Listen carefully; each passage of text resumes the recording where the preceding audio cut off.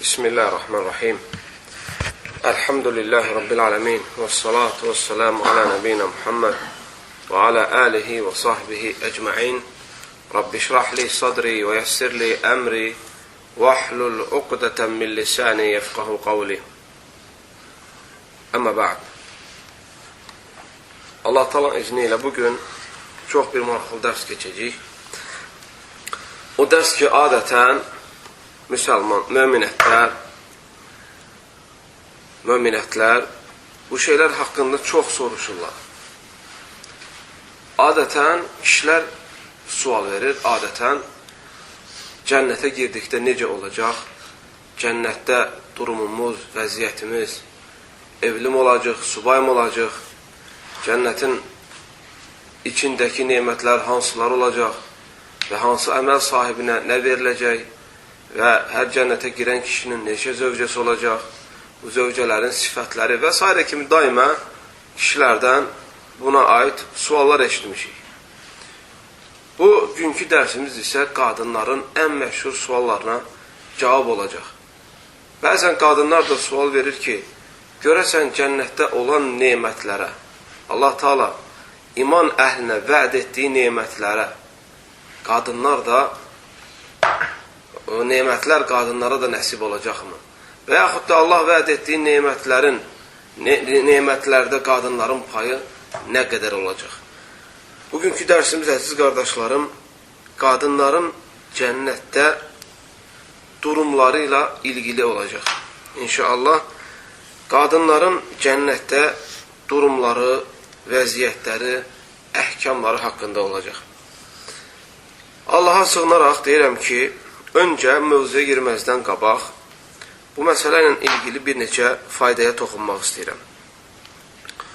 Onlardan birincisi, hər bir insan axırını düşünür.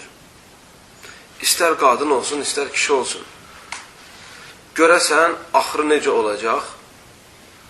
Cənnətdə durumu necə olacaq?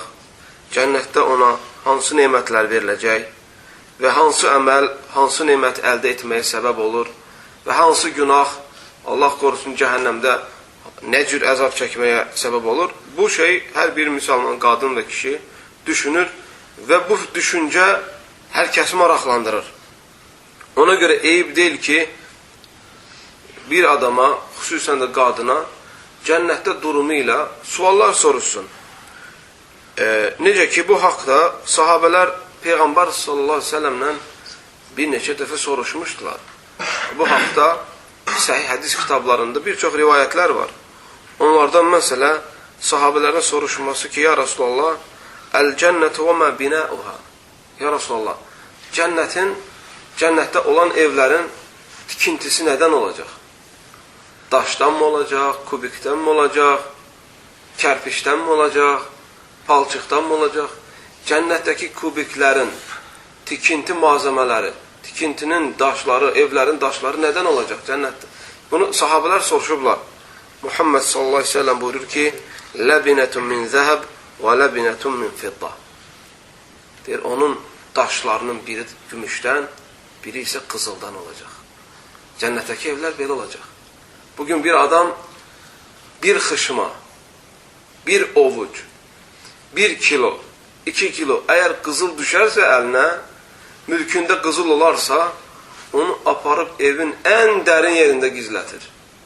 Ən sirli yerində gizlətir. Bəlkə də bəzi adamlar bunu, yəni adətən pullarının qoyduğu yerə qoymur ki, birdən ələ keçər. Çünki insan, adam övladı qızılı sevməyə cəlb olunur. Baxırsan, qadın xüsusən daha çox sevir qızılı. Cənnətdə Allah Teala möminlərə bu dünyadakı səbirlərinə görə, həmçinin möminlər dedikdə möminətlər də daxildir. Bu dünyadakı fitnələrə, çətinliklərə səbr etdiklərinə görə Allah Teala onları elə böyük mükafatlarla mükafatlandıracaq ki, hətta cənnətə ən son girən, istər kişi olsun, istər qadın olsun, mülkü dünyanın mülkündən 10 qədər daha artıq olacaq. Və sahabələr soruşublar, Peyğəmbər s.ə.v buyurur ki, cənnətdə olan tikilən evlərin daşları biri gümüş, biri qızıl olacaq.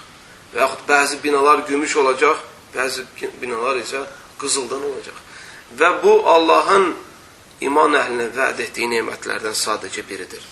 Və həmçinin sahabələr bəzən soruşublar ki, Ya Rasulallah, həl nasilu ilə nisəinə fil cənnə? Ya Rasulallah, biz qadınlarımıza qovuşacağıq-mı cənnətdə? Qadınlarımıza qovuşacağıq-mı cənnətdə? Bəzi sahabələr belə soruşublar. Çünki maraqlıdır. Bir insan, bir qadınla, öz zövcəsi ilə uzun müddət həyat sürə, yaşaya və başqalarına açılmayan sirlər bir-birlərinin aralarında açıla və sonra ahirətdə durumları bəlli olmuyor. Bu sıxıntı verən bir şeydir. Ona görə sahabələr soruşurlar, Ya Resulallah, biz bu uzun müddət yaşadığımız qadınlarla bir mi olacaq, yoxsa durumumuz fərqli mi olacaq? Biz onlara çatacağıq-mı, qovuşacağıq-mı, bərabər olacağıq-mı? Bunu soruşublar. Muhammed sallallahu aleyhi ve sellem bunun olacağını bəyan edib. Başa salıb ki, möminlər, bəli, cənnətdə də qadınları ilə olacaq. İnşallah bunun təfsilatı, inşallah bu qadınların cənnətdə olan durumları ilə ilgili məsələlərə toxunanda inşallah qeyd eləyəcək. İkinci fayda, əziz qardaşlarım, istər qadın olsun, istər kişi olsun, fərqi yoxdur. Adətən, bəşəriyyətin nəfsi cənnət deyildikdə, cənnətin içindəki nemətlər xatırlandıqda onu əldə etmək üçün həvəslənir. Cənnətdə olan nemətlərdən danışanda hər bir qadın, möminət qadın və mömin kişi ona nail olmaq üçün içində məhəbbət oyanır və həvəslənir. Eşidəndə ki, cənnətdə insanlar qocalmayacaq. Eşidəndə ki, cənnətdə insanlar ölməyəcək. Eşidəndə ki, cənnətdə insanlar xəstələnməyəcək. Eşidəndə ki, insanlar cənnətdə qəm, kədər, sıxıntı nədir bilməyəcək. İnsanlar daimi huzur və xoşbəxtlik və nemətlərin içində olacaqlar. Eşidəndə ki, cənnətdə axan çaylar olacaq baldan. Eşidəndə ki, cənnətdə axan çaylar olacaq süddən. Bir insan cənnətdə öz ərazisində Allah ona verdiyi məsafədə, ona Allah verdiyi, bəxş etdiyi mənzildə ağacın altında duracaq, öz ağacının, Allah ona bəxş etdiyi cənnətdəki ağacların birinin altında duracaq, qabağından isə çaylar axacaq, süd axacaq, bal axacaq. Bu sadəcə bir qabda verilən bal və süt olmayacaq, çaylar axacaq. Çay. Və doya-doya içəcəksən.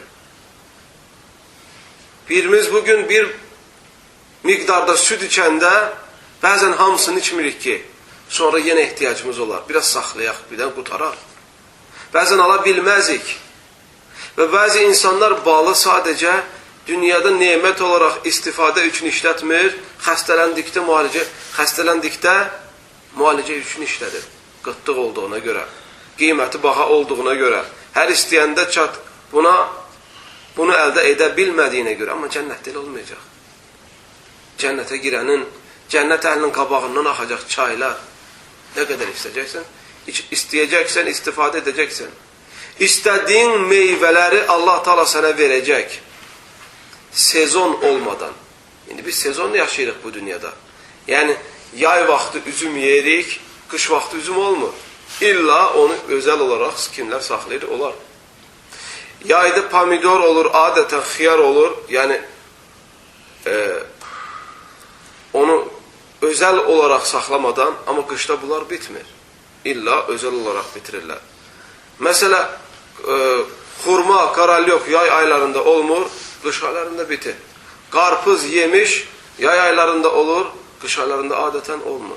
Deməli, dünyada olan nemətlər fəsillə ilgili olanlar var. Bəziləri fəsillə ilgilidir. Amma cənnətdə fəsil olmayacaq. Cənnətdə istədiyin meyvəni Allahsa istədiyin anda verəcək. İstədiyin neməti istədiyin anda verəcək. İstədiyin yeməkləri. Hətta bəzi əsərlərdə gəlir ki, mömin ağacın altında, meyvə ağacının altında uzanmış olacaq. Və ağacın üzərindəki meyvələrə baxacaq və nəfsi çəkəcək ki, onu yesin. Qalxmaq istəyəcək ki, onu dərib yesin. Meyvənin özü ona yaxınlaşacaq. Hətta əziyyət çəkməyəsən deyə. Hətta zəhmət çəkməyəsən deyə. Ona görə, əziz qardaşlarım, cənnətdə olan nemətlərlə dünyadakı nemətlər heç zaman biz onları uzlaşdıra bilməzik. Cənnətə Allah cənnət əlinə bəxş etdiyi nemətlərə baxdıqda dünya həyatı həqiqətən oyuncaqdan başqa bir şey deyil. Ona görə, əziz qardaşlarım, madəm ki, hər bir kişi və qadın cənnətdə olan nemətləri xatırladıqda onu əldə etmək üçün həvəslənir və bu həvəs sadəcə batil bir arzudan ibarət olmamalıdır. Yəni, bir adam əməl etmədən, Allah üçün çalışmadan, cənnətə onu salası etiqaddan, inançdan, əməldən yapışmadan onu boşu-boşuna arzu etməməlidir. Bu nemətləri əldə etmək üçün mütləq çalışmalıdır. Allah Teala Zuhruf surəsinin 72-ci ayəsində buyurur: وَتِلْكَ الْجَنَّةُ الَّتِي اُورِثْتُمُوهَا بِمَا كُنْتُمْ تَعْمَلُونَ Sizə vəd edilən bu cənnətləri siz etdiyiniz salih əməllər sayəsində qazandınız. Boş-boş arzularla, əməlsiz şəkildə cənnəti arzulamağın özü doğru deyil. Allah Teala deyir ki, bu cənnəti siz etdiyiniz salih əməllərlə qazandınız. Yəni, ey insan, əgər Allahın vəd etdiyi cənnətə girmək istəyirsənsə, əgər cənnətdəki nemətlərə nail olmaq istəyirsənsə, onu qazandırıcı əməllər etkinən. Onu qazandırıcı əməllərdən möhkəm yapışkinən. Yoxsa əməlsiz şəkildə boşu-boşuna oturub da sadəcə təmənni edənlərdən olma yenə. Üçüncü fayda, əziz qardaşlarım, bu məsələ ilə ilgili, cənnətdə olan nemətlər kişilərə xas deyil. Sadəcə kişilərə aid deyil. Allah Teala zikr etdiyi cənnətdə olan nemətlər həm qadınlara aiddir, həm kişilərə aiddir. Çünki Allah Teala Quran-ı Kərimdə buyurur, Ali-İmran surəsinin 133-cü ayəsində "Uiddat lil-muttaqin." Uiddat lil-muttaqin. Yəni cənnət muttaqilər üçün hazırlanmışdır. Allah cənnəti muttaqilər üçün, Allahdan qorxanlar girsin deyə yaratmışdır. Allahdan həm qadın qorxur, həm də kişi qorxur. Deməli, əziz qardaşlarım, bu ayə şamil eləyir ki, cənnətdə olan nemətlər hər bir Allahdan qorxana aiddir. İstərsən kişi olsun, istərsən qadın olsun. Və həmçinin Allah Teala Nisa surəsinin 124-cü ayəsində buyurur: وَمَنْ يَعْمَلْ مِنَ الصَّالِحَاتِ مِنْ ذَكَرٍ أَوْ أُنْثَى وَهُوَ مُؤْمِنٌ فَأُولَٰئِكَ يَدْخُلُونَ الْجَنَّةِ Kim salih əməllər edərsə, istərsən qadın olsun, istərsən kişi olsun, cənnətə girərlər. Allah Teala buyurur, istər qadın olsun, istərsən kişi olsun, bunlardan cənnətə girənlər salih əməllər edənlər olacaq. Deməli, möhtərəm qardaşlar, cənnətə girmək, cənnətdə olan nemətlər əldə etmək sadəcə kişilərə deyil, həm qadınlara, həm kişilərə aiddir.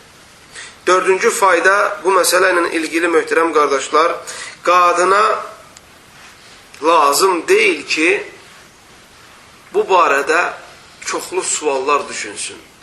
Özündən suallar peyda eləsin və faydasız yerə təfsilatlarını soruşsun. Cənnətə necə girəcək və giriş qaydası necə olacaq və hara gedəcək? Sanki həlak edici bir səhraya yola çıxır. Bu şəkildə olmamalıdır. Qadın ona aid olan şeyləri soruşa bilər və lazımsız yerə təfsilatlar vermədən. Və qadına yetər ki, bilsin ki, Cənnətə girdikdən sonra bütün bədbəxtlik, bütün sıxıntılar, bütün çətinliklərin hamısı saadətə və fəraha çevriləcək. Xoşbəxtliyə çevriləcək. Huzura çevriləcək qadın cənnətə ilk ayağını qoyduqdan o tərəfə. Ona görə qadın yetər ki, onu cənnətə salan əməlləri ilə məşğul olsun. Tək suallar deyil, onu cənnətə salan əməllərini düşünsün, etməyə çalışsın. Və qadına yetər ki, bilsin ki, cənnətə girməyi ilə bərabər orada əbədi qalacaq. Əbədi. Bir daha oradan çıxmayacaq. Allah Teala Quran-ı Kərimdə buyurur, əziz qardaşlarım, "Lə yəməssuhum fihə nasabun və mə hum minhə bimuxracin." Hucurat surəsi 48-ci ayə. Onlara, cənnət əhlinə, cənnətə girdikdən sonra onları heç bir sıxıntı bürəməyəcək. Onlar yorulmayacaq. Onlar qəm, qüssə, daha kədər yeməyəcəklər. Onlar sıxıntı çəkməyəcəklər. Cənnətdə huzur içində olacaqlar və oradan heç zaman çıxmayacaqlar. Və həmçinin Allah Teala buyurur Quran-ı Kərimdə, Zuhruf surəsinin 71-ci ayəsində, وَفِيهَا مَا تَشْتَهِيهِ الْأَنْفُسُ وَتَلَذُّ الْأَعْيُنُ وَأَنْتُمْ فِيهَا خَالِدُونَ. Allah Teala buyurur, nəfslərin arzuladığı, istədiyi nə varsa hamısı cənnətdə olacaq. Gözlərin görmək istədiyi nə varsa hamısı cənnətdə olacaq. Cənnət əhli cənnətdə əbədi olacaqlar. Və bundan da əlavə cənnətə girən qadın bilsin ki, Allahın razılığı onu bürüyəcək. Bu bunun üçün hər şeydən əziz olmalıdır. Allah Teala buyurur Maidə surəsinin 119-cu ayəsində, "Radiyallahu anhum və radu an." Cənnət əhlindən Allah razı qalacaq və cənnət əhli də Allahdan razı qalacaq. Bu nəyi göstərir əziz qardaşlarım? Önəmli olan dünyada, axirətdən öncə Allahın razılığını qazanmaq ki, hətta axirətdə də əziz qardaşlarım Allahın razılığını qazanasın və yaxud da qazanaq. 5-ci fayda bu məsələ ilə ilgili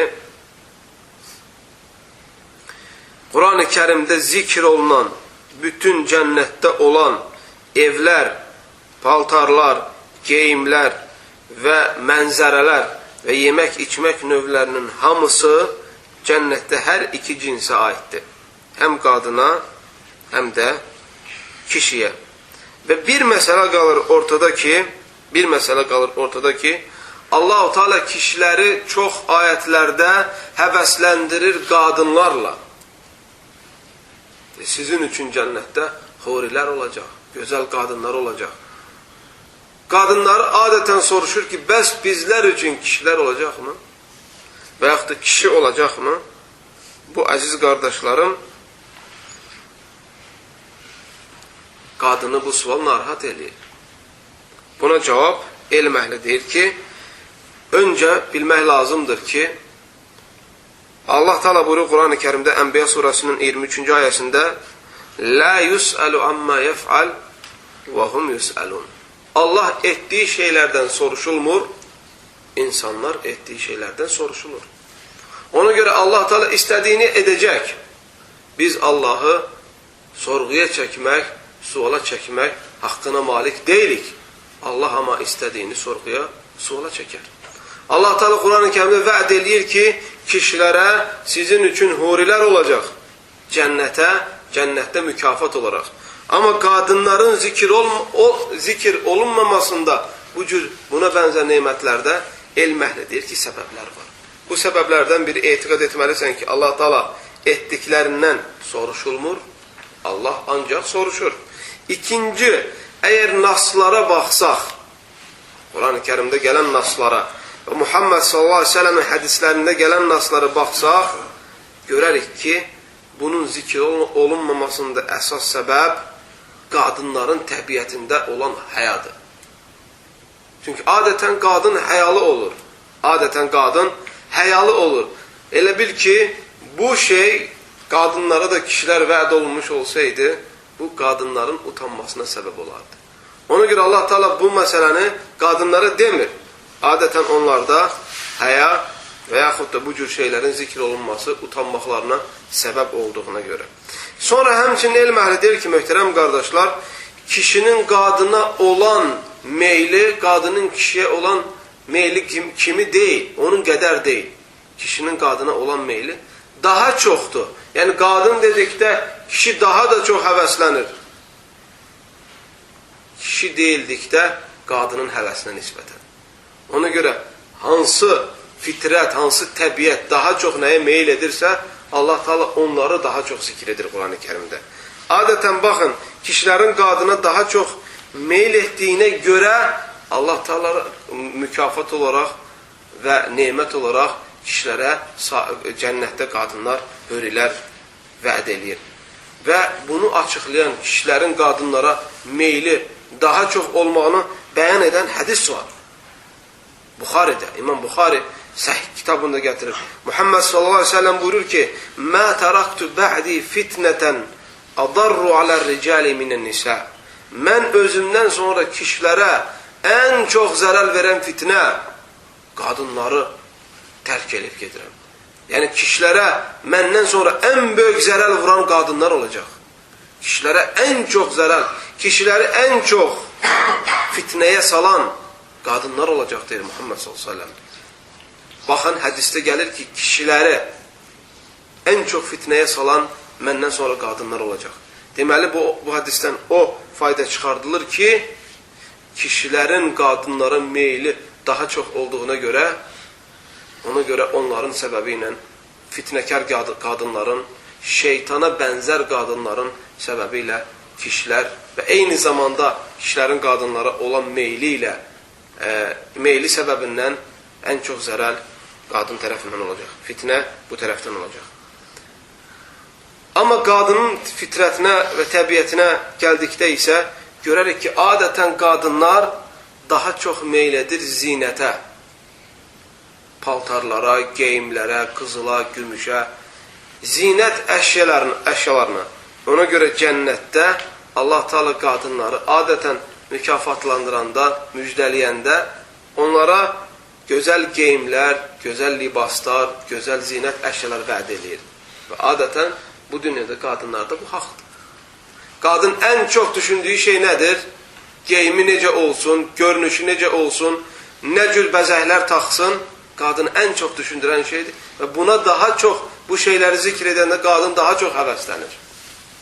Deməli, hansı cinsin nəyə çox həvəsi var, nəyi çox əldə etmək istəyir, Allah Teala adətən müjdəliyəndə və yaxud həvəsləndirəndə bu şeyləri zikr edir. Şeyx İbn Üseymin rahmehullah, əziz qardaşlarım, buyurur ki, Allah Teala kişilərə zövcələr olaraq deməyində əsas məqsədi nədir? Çünki, əziz qardaşlarım,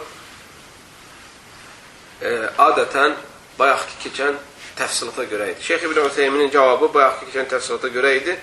Lakin Allah-u Teala'nın qadınlara da bu mislində kişiləri vəd eləməsində, etməməsində və yaxud da susmasında məqsəd bu da o deyil ki, qadınlara ahirətdə kişilər olmayacaq. Məqsəd bu deyil. Məqsəd sadəcə nə idi, qardaşlar? Keçən səbəblərdən biri və yaxud da keçən səbəblər. İndi isə, əziz qardaşlarım, ən mühüm faydaya gəldik. Bu dərsin əsası olan, bu dərsdə danışmaq istədiyim əsas məsələyə gəlib çatdıq. Bu həqiqətən çox maraqlıdır. Adətən qadınlar bu şey haqqında dəfələrlə soruşublar ki, görəsən durumları nədir? Ona görə bu haqda qısa bu dərsimizdə danışacağım ki, inşallah bir çox suallara bu cavab olsun. Qadınların durumları, halları dünyada 6 növdən qırağa çıxmır. Qadınların durumları bu dünyada 6 növdən qırağa çıxmır. Birincisi, ola bilsin ki, qadın evlənmədən öncə ölə. Qadın subay ölə. Bunun ahirətdə durumu fərqli olacaq. İkinci, ola bilsin ki, qadın vəfat eləyə boşandıqdan sonra başqası ilə evlənmədən. Üçüncüsü ola bilsin ki qadın evli ola və vəfat eləyə zövcəsi ola, lakin cənnətdə zövcəsi cənnətə girməyə. Yəni, bir qadın ərli olur və vəfat eləyir, amma əri cənnətə girmir. Bunun başqa cür durum olacaq cənnətdə. Dördüncüsü, ola bilsin ki, qadın evləndikdən sonra vəfat eləyə. Beşincisi, ola bilsin ki, əri ölə qadının və qadın ərindən sonra heç evlənməyə. Qadının əri ölür və qadın başqası ilə evlənmir və o da eyni zamanda vəfat eləyir. Evli olur və əri ondan öncə ölür və sonra qadın başqası ilə evlənmir və evlənmədən o da vəfat eləyir. Və hər ikisi cənnət əhli olar. Bunların durumu başqa cürdür. Altıncısı isə, əziz qardaşlarım, ola bilsin ki, qadının əri dünyadaykən ölə və qadın ərindən sonra başqası ilə evlənə. Bunların durumu cənnətdə başqa cürdür. Umumən qadınların hamısının durumu bu dünyada bu 6 qismdən qırağa çıxmır. Və hər qismin də, əziz qardaşlarım, ona məxsus durumu var. Bunun təfsilatına gəldikdə isə deyirik ki, o qadın ki, evlənmədən vəfat eləyir, yəni subaykən vəfat eləyir. Allah Teala onu cənnət əhlindən olan kişilərdən biri ilə evləndirəcək. O qadın ki, subay olaraq ölür, o cənnətdə subay qalmayacaq. Cənnətdə olan kişilərdən biri ilə Allah Teala onu evləndirəcək. Və o qadının istədiyi biri ilə. Məlumdur, cənnətdə subay kişilər də olacaq. Yəni, evlənməmiş kişilər də ölmüş olacaq. Və yaxud da zövcəsi cəhənnəm əhli olan kişilər də girmiş olacaq. Deməli, Allah Teala evlənmədən ölən qadınları cənnətdə olan kişilərlə evləndirəcək. Buna dəlil nədir? Hədis gəlir. İmam Muslimdə Peyğəmbər s.ə.v buyurur ki, Mə fil cənnəti əzəb. Cənnətdə subay olmayacaq. Hər kəs evli olacaq. Evlənmək, evlilik həyatı da Allahın bəxş etdiyi bəşəriyyətə nemətlərdən biridir. Şeyx İbn Üseymin rahimehullah əziz qardaşlarım buyurur ki, əgər bir qadın bu dünyada evlənməzsə, Allah Teala ona o qadının sevdikləri kişilərdən biri ilə evləndirəcək. Yəni cənnətdə olan kişilərin hansı xoşuna gələrsə, Allah Teala onu cənnətdə onunla evləndirəcək. Cənnətdə olan kişilərdən. Və həmçinin belə olacaq durumu, əziz qardaşlarım, boşanmış halda ölən qadının vəziyyəti. O qadın ki, ərindən boşanır və boşanıqlı halda vəfat eləyir, o qadının durumu da cənnətdə heç evlənməmiş qadının durumu kimi olacaq. Çünki boşanmaq da subaylıq sayılır əslində. Boşanmaq da subaylıq sayılır. Deməli, boşanmış qadınların boşandıqdan sonra, yəni boşanmış halda vəfat eləyən qadının durumu evlənməmiş vəfat eləyən qadınların durumu kimi olacaq. Üçüncü, həmçinin eyni durumda olacaq, ahirətdə durumu eyni durumda olacaq o qadın ki, onun dünyadakı əri cənnətə girməyəcək. Onun dünyadakı əri cənnətə girməyəcək. Biz elə adam varım ki, dünyada bilək ki, qadını cənnətə girəcək, əri cəhənnəmə. Var. Firavun. Firavunun qızının maşitəsi. Firavun cəhənnəm əhlidir. Bunu nəyə görə deyirik? Çünki onun cəhənnəm əhli olduğu Quran-ı Kərimdə gəlir. Və onun zövcəsi isə cənnət əhlidir. Çünki bunların hamısı səhih dəlillərlə sübut olub. Ona görə halı bu durumda olan qadınlar hansıların ki ərləri cəhənnəmə gedəcək, qadınlar isə cənnətə. Bu cür qadınların durumu da bayaq keçən iki qisim qadınların durumu kimi olacaq. Yəni Allah Teala onları cənnətdə olan kişilərlə istədikləri ilə evləndirəcək. Dördüncüsü isə qardaşlar, o qadın ki evləndikdən sonra vəfat eləyir. Yəni qadın evlənir əri ilə və sonra vəfat eləyir. Həmin qadın həmin əri ilə olacaq cənnətdə. Bir qadın evlənir və sonra boşanmadan nə olur? Vəfat eləyir. Allah Teala həmin qadını həmin kişi ilə birləşdirəcək cənnətdə. Adətən hər bir kişi elədir. Sevdiyi qadınla necə ki dünyada yaşamağa razıdır, ahirətdə də onunla olmaq istəyir. Ona görə Allah Teala bu neməti də onlara verəcək. Hansı qadın ki ərindən tez vəfat eləyəcək, ahirətdə də Allah Teala onları yenə cənnətdə bərabər edəcək, onları bir-birinə qovuşduracaq. Beşinci qisim isə, əziz qardaşlarım, o qadın ki, bu altıncısı idi mi yoxsa? Beşincisi idi.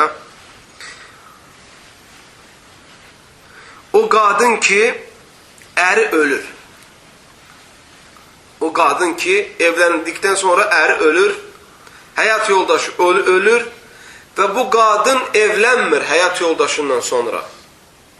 Ta özü də ölənə kimi. Ta özü də vəfat eləyənə kimi. Bu qadın da, əziz qardaşlarım, həmçinin öncəki vəziyyətdəyi kimi olacaq. Yəni, öz əri ilə Allah Teala onu cənnətdə görüşdürəcək. Qısacası, burada dördüncü ilə beşincisi eyni vəziyyətdə olacaq. Halları, yəni, bir ər-arvad, bir qadınla bir kişi evlənərsə, əgər qadın ərindən tez ölərsə, cənnətdə Allah Teala onu həmin ərinə qovuşduracaq və yaxud da kişi zövcəsindən tez ölərsə, qadınından tez ölərsə və qadın ərindən sonra evlənməzsə, yenə o qadın Allah Teala öz əri ilə birləşdirəcək.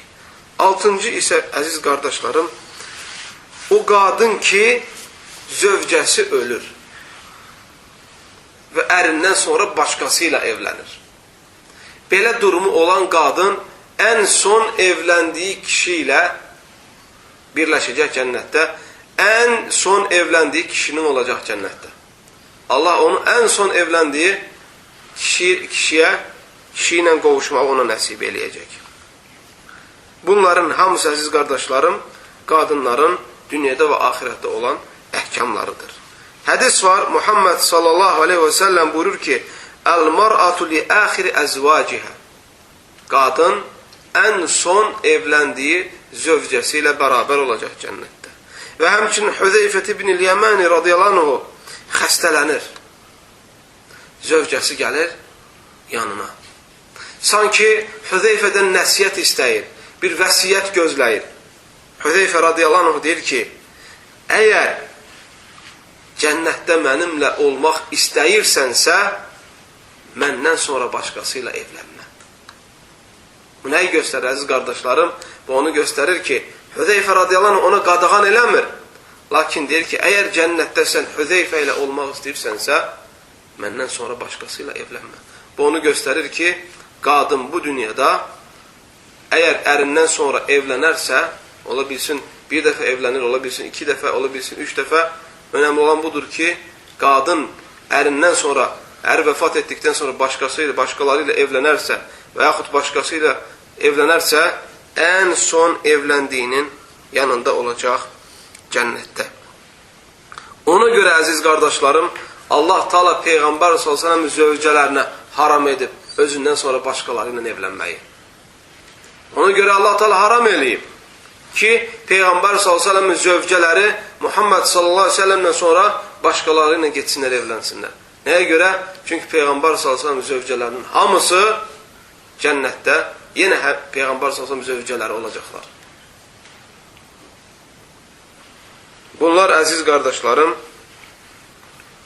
qadınların dünya və axirətlə ilgili olan ən mühüm məsələlər idi. Allah Taala'dan istəyirəm ki, faydalardan etsin. Bizləri və zövcələrimizi cənnət əhlindən etsin. Və Allah Taala'dan diləyirəm ki, əziz qardaşlarım, cənnətə daxil olmağa səbəb olan əməllər etməyə bizləri muvaffaq eyləsin. Allah Taala'dan diləyirəm ki, bizləri öz qəzəbindən, öz nifrətindən Allah Taala uzaq eyləsin, onun razılığını qazandırası əməllərdə muvaffaq eyləsin. Və sallallahu və səlləm və barik alə nəbiyyina Muhammed və alə alihi və sahbihi əcməin. İxlasla.com saytı tərəfindən təqdim olundu.